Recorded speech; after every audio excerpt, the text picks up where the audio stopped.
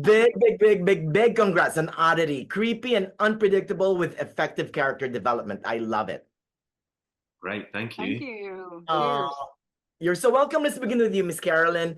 Fantastic in dual roles as both Dani and Darcy. Take us from the very beginning. What got you interested in joining the cast?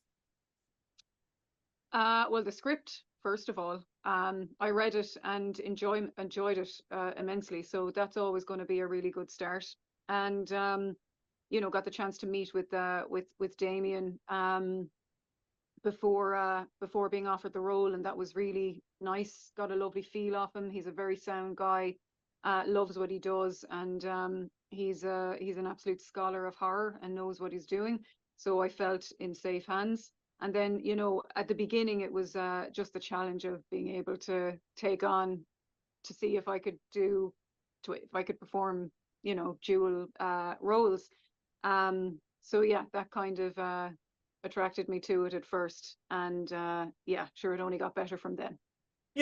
Carolyn, it's a revenge ghost story, a monster movie, a mystery thriller, a supernatural drama. So when you first saw the script by writer-director Damian Mc Carthy, what did you think? I mean, it's a lot of all this hodgepodge stuff. Yeah, I don't know how, but he just made it flow. You know what I mean? It just, it didn't feel like we were, awkwardly hopping from one subgenre into another. It just kind of, there was a flow to it. And I quite enjoyed, like, in the script, there was humor in it as well. There was also an awful lot of heart in it, which I'm always really drawn to, just to find the humanity in something that is quite an unusual world, and as you said, just flip-flops between subgenres and stuff like that. So there was an awful lot of that in it as well. So, but reading the script, there was a flow to it. It didn't seem all that, it worked, I totally agree. Now, Mr. Gwilyn, equally fantastic as Ted, the grieving doctor husband. Talk to us about your character, and was that the reason you got interested in joining the cast as well? Yeah, I think first and foremost, it was a great script. I'm reading it at home and being immediately scared when it's just, words on a page is a good sign. And I was kind of drawn into the character, this kind of intellectually arrogant, deeply cynical kind of sociopathic character who you only kind of see through the cracks as the film progresses. It was quite a nice opportunity for me to play that kind of a role, because I don't do that very often. I don't kind of play those darker characters, so I like the opportunity to do that. But it's a battle of two great characters, in the sense of Darcy being representing the supernatural and representing spirituality and that side of things, and then Ted, standing up for the human mind and with a deep kind of hatred of anything that Darcy represents. So it becomes a battle between these two characters, which I found quite interesting. I totally agree. He's like the man of science, right? Versus Darcy's supernatural. Yeah, I think, I think he kind of underestimates Darcy. Maybe her appearance as a kind of meek, probably physically weaker character. He just kind of doesn't pay her enough attention, and obviously the last laugh is with her. So didn't work out. Without revealing too much. But Carolyn, you embody both Dani and Darcy to a T. Besides the obvious, superficial things like hair and makeup, dialogue.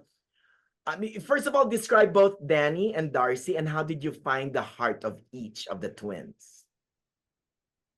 I think that the first thing was I noticed in the script that Damian wrote was, I know we don't get to see Dani for very long, but we get to experience through Darcy the love that they had for each other. So I thought that it was very important to be able to demonstrate that with Dani for the short time that we have her. That there was a huge, fierce love between the two of them that would legitimize, Darcy's ethical ambiguity with how she exacts her revenge, and the mistakes that she makes along the way in doing that. So for me, it was really finding the heart of the two of them, because they don't really meet within the movie.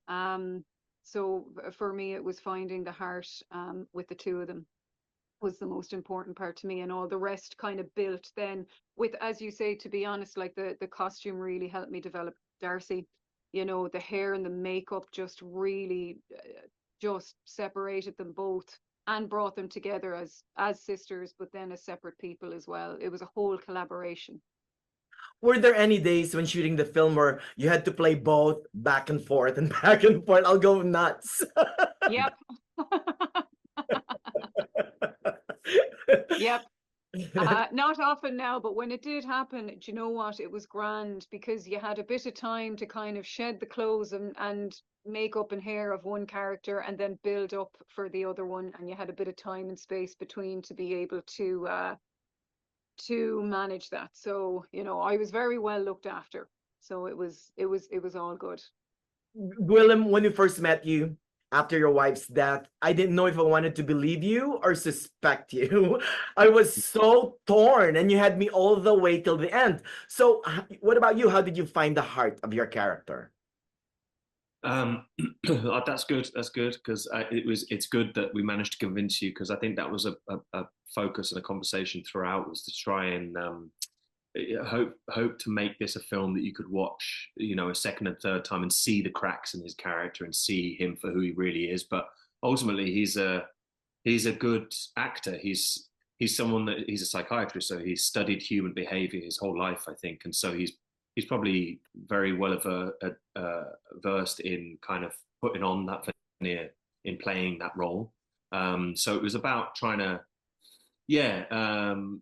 to play that character, and don't play who he is, but play who he's trying to present himself as being, if that makes sense, and really commit to that, and try not to show too many of those cracks. But you know, just pick our moments when we did choose to just have a slight moment of doubt or a slight moment of fear that he's being discovered or found out or suspected in some ways. So yeah. You know, by the way, I love all your scenes with your scene partners, you know, but I specifically love, you know, your scenes with Steve Wall's Ivan. Talk to us Mm. about your character dynamics with him.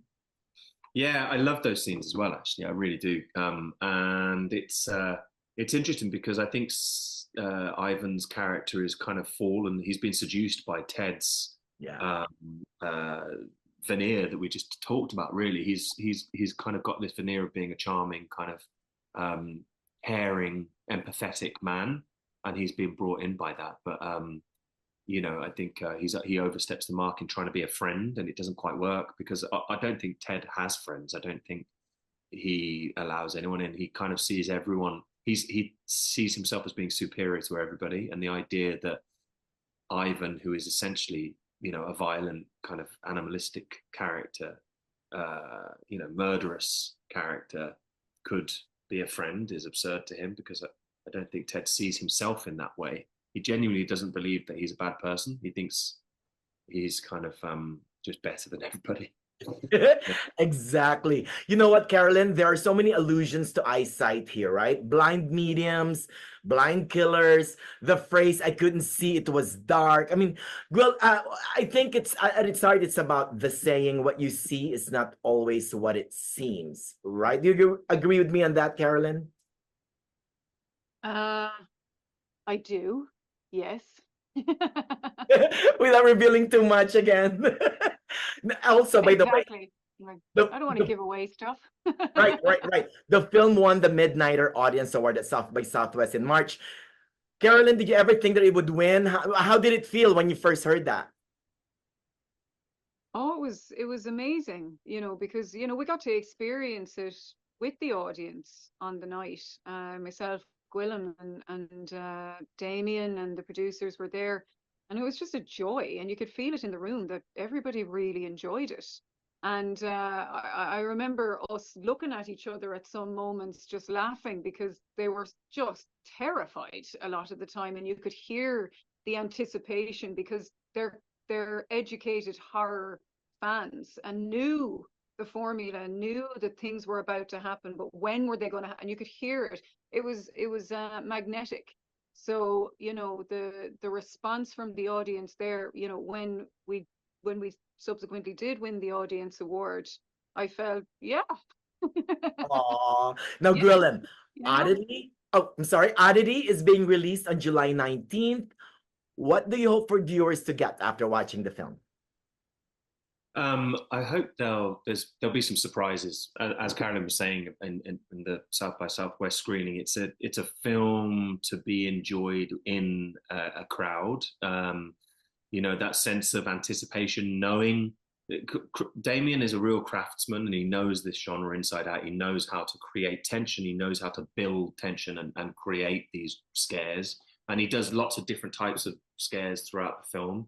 And so it's that sharing that tension with an audience, knowing maybe that a surprise is going to come and feeling those nerves and that giddiness when that tension is building, but also the scares that come out of nowhere and being totally shocked and kind of grabbing onto the person next to you. And the other thing that we realized watching it in an audience in Austin at the festival was just that there's some unexpected humor in there.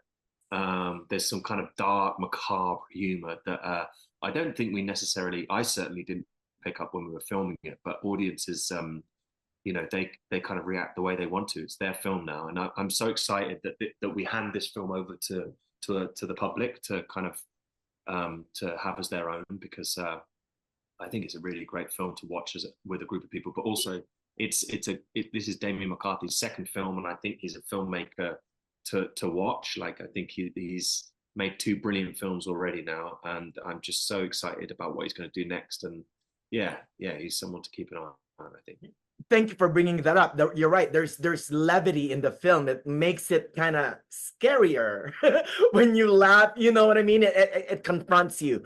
Do you have anything to add, Miss Carolyn, about what you want audience to feel or to get after watching the film? I think Gwilyn put it perfectly. I don't think I could add to it, but it's just to be entertained. It is a riot. It was a riot to watch, and we were in it. Do you know what I mean? So it was a riot, yeah, with a lot of heart as well.